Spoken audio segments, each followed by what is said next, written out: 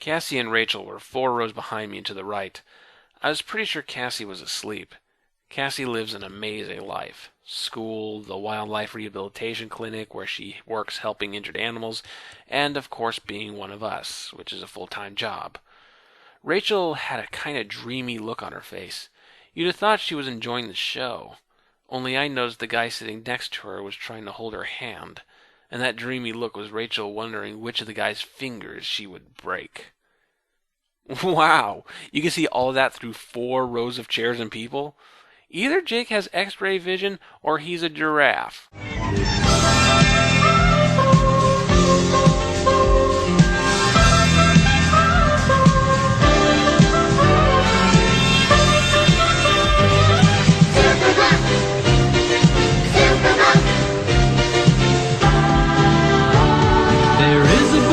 We all know it's called Superbook.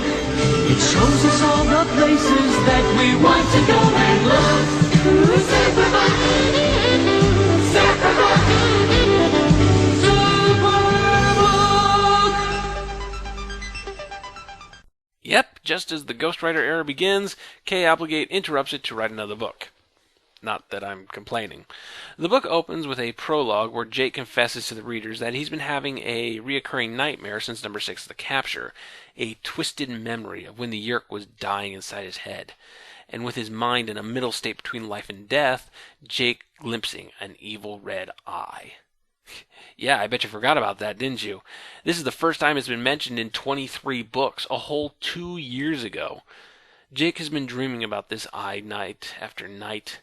The eye always so real, always looking deep into him, looking into his soul, shaking Jake like Lovecraftian horror, slowly, slowly driving him mad.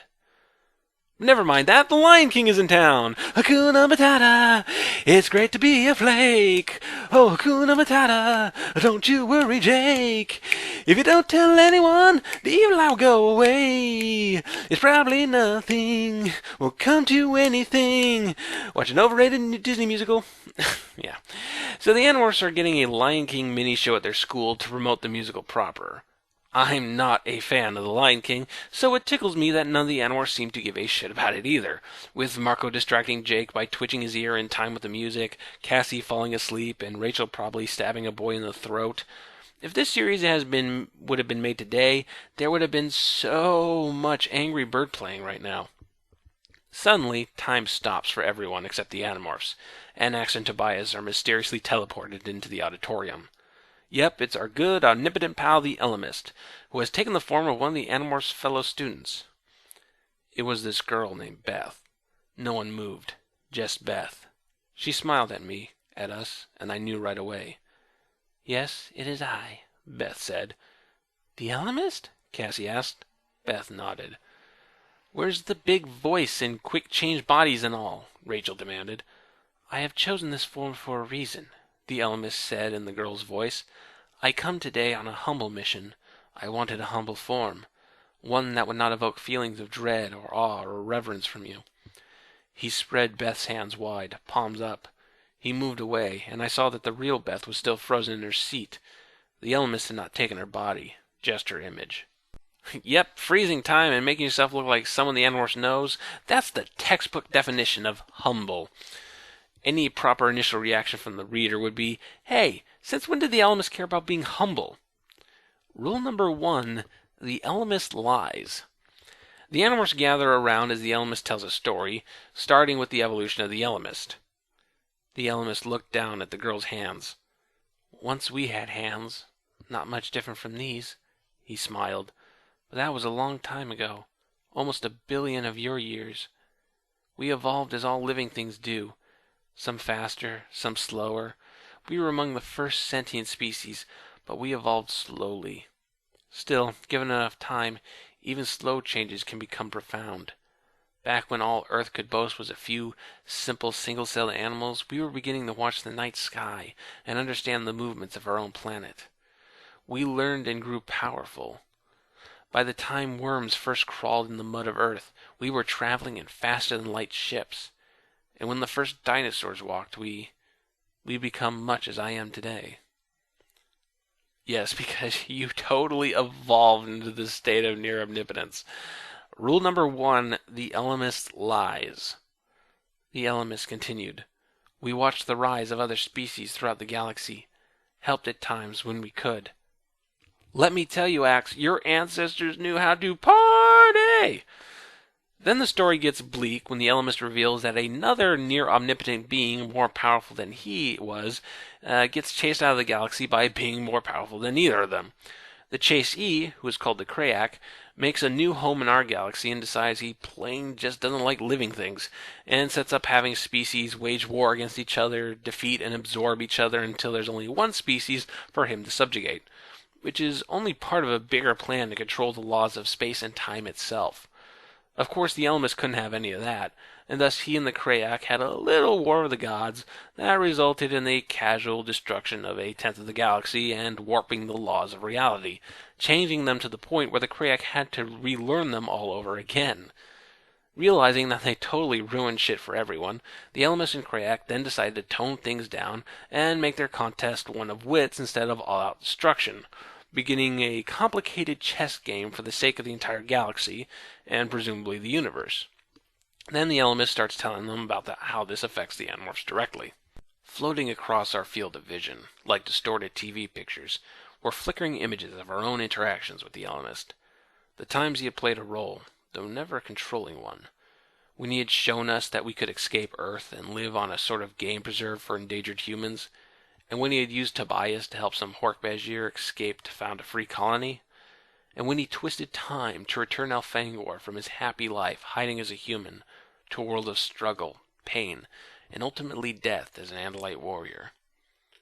Which came as a surprise to all of us, since none of us knew anything about it. Really, Axe, Tobias, no comment on learning how the Ellimist fucked Elfangor over? The Ellimist reveals that the Krayak is indeed the monstrous eye from Jake's dreams, and when the Yeerk died, it allowed Jake to see the boundaries between life and death, the invisible margins where the Ellimist and Krayak have been waging their war, which made the Krayak aware of Jake, the implication of which we'll get to in a later book guide. And now the Ellimist and Krayak are fighting over a race on the far end of the galaxy, a race called the Escort. The Krayak wants them dead, and he and the Ellimist have made an agreement, a contest between 7 of the Krayak champions and 7 of the Ellimist champions. Representing the Krayak are the Howlers, which you may remember is the race that destroyed the Pemalites, the creators of the Chi. And of course the Ellimists have selected the 6 Animorphs and Eric King. Eric doesn't get a briefing because he's a robot or something. The Ellimist warns them that this will be a fight to the death, but victory means an enormous advantage to the Ellimist and will have a positive effect against Earth's struggle against the Yeerks, though he's vague on how. The Ellimist leaves and time starts up again, and now the Animorphs are left to decide whether to take the Howlers on or not, because the Ellimist has been so good about going with the Animorphs' choices. The Animorphs and Eric meet up at the barn. They rightfully discuss how there has to be more physically powerful beings in the Ellimist arsenal than 5 kids, a young Andalite, and a pacifist robot. Could we win? Cassie asked. That stopped everyone. She stepped into the center of the group. Could we win? Could we save an entire sentient species? And maybe help ourselves too? Maybe weaken the Yeerks in some way only the Ellimist understands? Seems to me that's the question. I mean, I'm not Rachel. I hate fighting. But the Ellimist put an entire race on the scale. An entire race. Maybe millions, maybe billions. And we're even asking ourselves if we should? How do you not at least try? Cassie, I think you're confusing the concepts of could we and should we. Yes, saving an entire species from destruction is the morally correct thing to do. Doesn't mean you actually have the means to do it. Everyone pretty much agrees that there's more to this than the Ellimist is telling them, but they all decide to take part in this, with reservations. For one, if he had said no, Tobias might have been responsible for the genocide of another alien species, which is the only way he can get an erection. For another, first of all, I'm in, Marco said, but I just want to point out one thing. The Ellimist didn't force us, he asked us. Our choice. And maybe he's right that we can do this. But part of the reason we're saying yes is that this Krayak thing has been taking pokes at Jake. and Crayak plays the same long, patient games the Ellimist does. So what are you saying? Cassie asked. I'm saying maybe Crayak wants us there. Maybe he wants us to say yes. And you know what? That's not because he thinks we'll win. With the vote unanimous, the Ellimist immediately whisked the Animorphs and Eric away to the planet of the Escorts.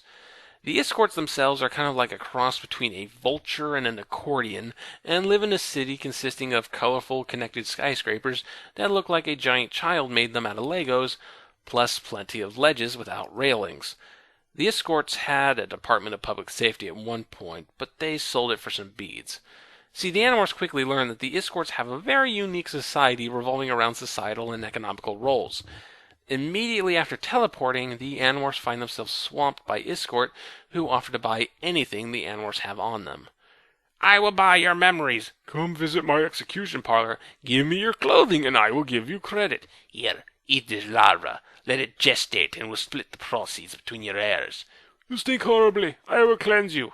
And to Axe, become my partner, and we will sell your fur as a gachak poison. Execution parlor? Chestbursters for profit? The Escort planet feels like something ripped out of Futurama, a whole month before that show premiered. The Animorphs are quick to dislike this race, but are in need of someone to show them around and explain things to them, so they end up cutting off and selling 6 inches of Rachel's hair for the assistance of a guide named, Guide. Through him, they learn that this city, called the City of Beauty, a name that only really applies if you're Dr. Zeus or Jackson Pollock, serves as a marketing area for many alien species in this part of the galaxy, and that the Escorts accept just about anything unique as currency. As you can probably tell with Guide here, all Escorts have a role in society, though if that role is decided by the individual or assigned by whatever vague government that exists here is unclear. There are producers, buyers, thinkers, doers, and my favorite, the Warmaker Guild, a group of Escorts whose only goal in life is to randomly punch people in the face. The Animorphs run into this guild while Guide leads them through a marketplace, but thankfully Escorts are pretty much just plastic bags full of chicken nuggets, and the Animorphs manage to fight them off without even having to morph.